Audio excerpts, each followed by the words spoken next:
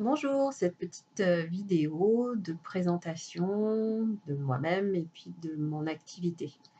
Voilà, je suis donc Pascal Fort-Vincent, je suis médecin généraliste de formation, nutritionniste, donc je me suis beaucoup formée, intéressée autour des problèmes de la nutrition qui m'ont conduit rapidement à aller aussi dans la thérapie, à me former dans différentes formes de thérapie et puis notamment l'hypnose ericksonienne que je pratique maintenant depuis eh bien bientôt 20 ans. Voilà, donc c'est un outil que j'aime beaucoup, avec lequel je suis très à l'aise. Donc c'est pour ça que c'est mon outil privilégié. Mais voilà, après, c'est pas forcément l'approche qui va convenir à tout le monde. En même temps, tout le monde est hypnotisable. Donc, mon approche, du coup, c'est beaucoup orientée autour des addictions et du coup, des problématiques liées au,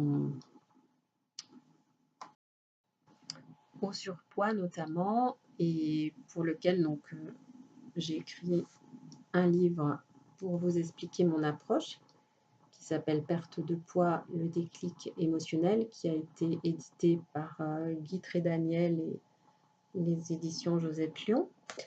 Et puis, du coup, ça m'a amené aussi beaucoup à m'occuper d'autres addictions et notamment le tabac.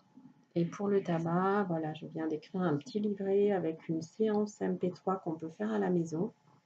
Stopper le tabac, c'est facile par hypnose.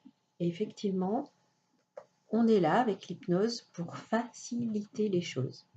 Alors, pour que ce soit facile, avec l'hypnose, on va pouvoir agir de plusieurs manières. On va pouvoir agir directement sur le comportement et faire que les choses deviennent plus faciles, évidemment.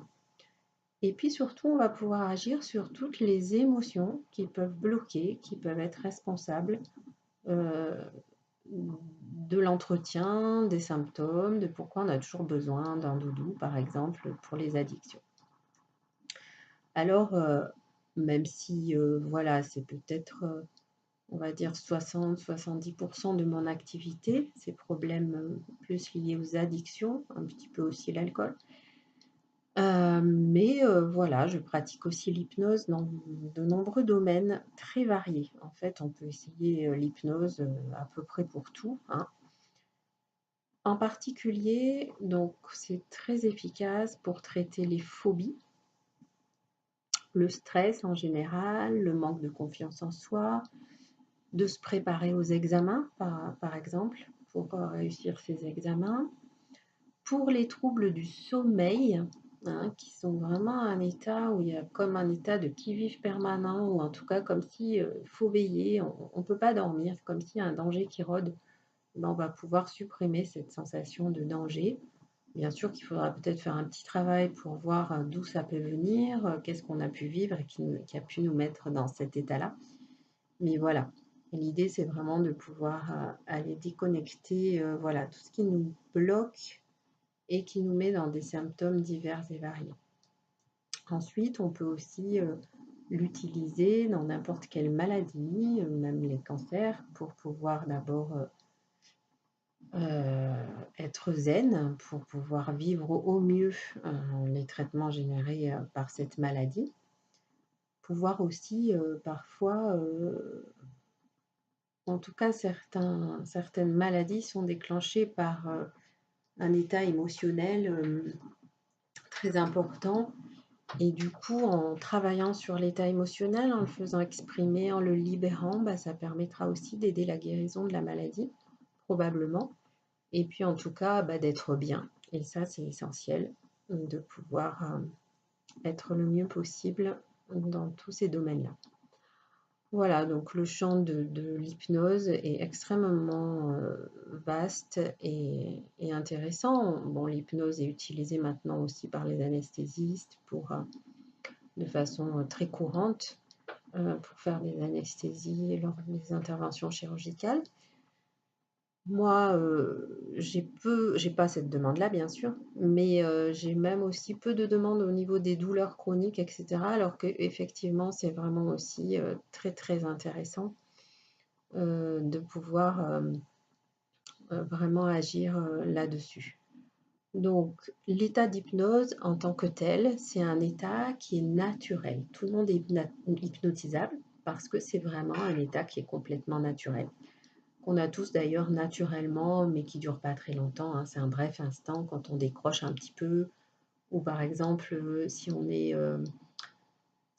dans la lune, on est en train de faire un truc et puis voilà, on se sent comme dans la lune et on revient, on se dit mais j'en suis où? Et ben voilà, c'est un état d'hypnose qui a duré pas forcément très longtemps. Chez les enfants, ils sont beaucoup dans cet état-là quand on dit qu'ils sont dans la lune, c'est vraiment ça.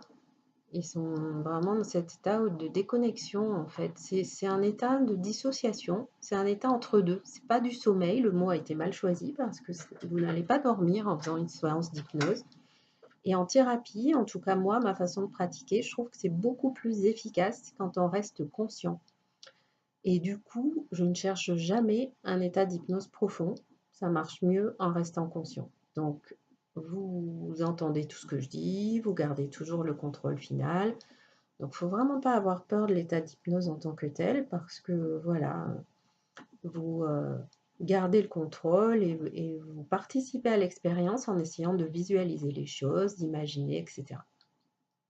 Après, parfois, on a des problèmes quand il y a une forme de résistance. C'est vrai quand on a peur de l'état d'hypnose ou qu'on a peur de perdre le contrôle. C'est pour les gens surtout voilà, qui ont besoin de tout contrôler, tout diriger. Bon, ben, du coup, des fois, il faut travailler sur cette peur-là, faire lâcher cette peur déjà pour pouvoir avoir un bon état d'hypnose. Mais en tout cas, tout le monde peut essayer. Il faut avoir envie d'essayer et c'est tout. Voilà. N'hésitez pas à me poser des questions par email. Je vous remercie. Bonne journée.